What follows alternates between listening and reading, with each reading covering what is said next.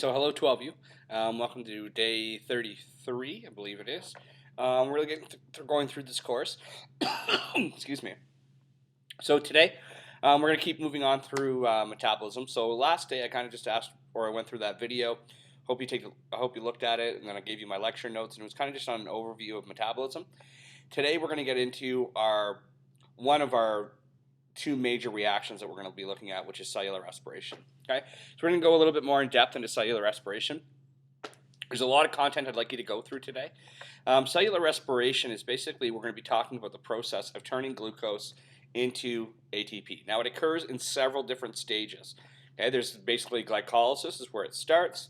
Glycolysis leads into pyruvate oxidation. Pyruvate oxidation leads into the Krebs cycle, and the Krebs cycle leads into oxidative phosphorylation. Okay, so there's four main basically steps that we go through. I'm just going to click up here on the content. So we've already gone through content 1, or hopefully you've gone through content 1 of unit 2. If you haven't, you already ought to go through that first. We'll click on content 2. It's going to talk to you generally about the overview of respiration. And then here's the stages that we was talking about. So we've got glycolysis. They don't really have pyruvate oxidation. It's another stage that I usually like to include. They're including it right in here. Then we have the Krebs cycle and citric acid cycle, and then oxidative phosphorylation and the electron transport chain. So they have three main cycles that I'd like you to go through.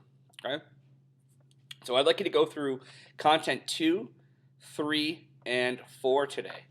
Okay, so we're going to go through content 2, 3, and 4. Now it's a lot of information. Okay, it's going to basically go through the first one. Content 3 is going to go through glycolysis.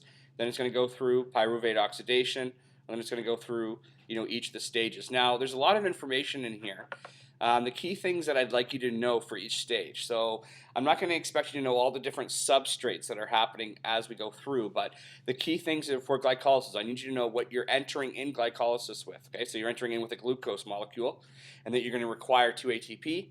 And then I want to know what you're leaving with, that you're leaving with 2 3-carbon pyruvate molecules. You're leaving with 4 ATPs, but you use 2, so you have a net of 2 ATPs that you're leaving glycolysis with, as well as 2 NADHs. Okay, so then you go into pyruvate oxidation. Now you're entering pyruvate oxidation with 2 pyruvate molecules, 2 NADHs, and 2 ATPs. And then I'd like you to see what you end with. Okay, and then for the same for the electron transport chain, and then the same for the oxidative phosphorylation. Okay, so I'd like you to basically mention, what am I entering into each one of these cycles? And if I go back here to say content 2 here. So at each of these stages, what am I entering in glycolysis? What's leaving? What am I entering in Krebs cycle? What's leaving? Hey, I'm not going to ask you to know any of these names. Like that glucose gets turned into glucose 6-phosphate, then to fructose 6-phosphate.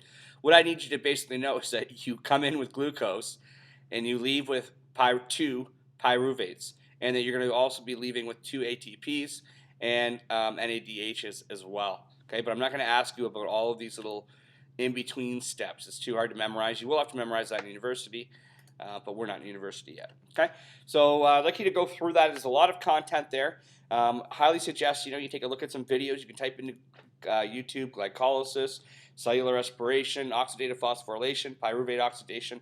It's a lot of memory work here. It's a lot of different terminology, so you definitely want to spend some time on it. All right, so spend some time on that today, going through that, and I'll probably give you kind of a summary either tomorrow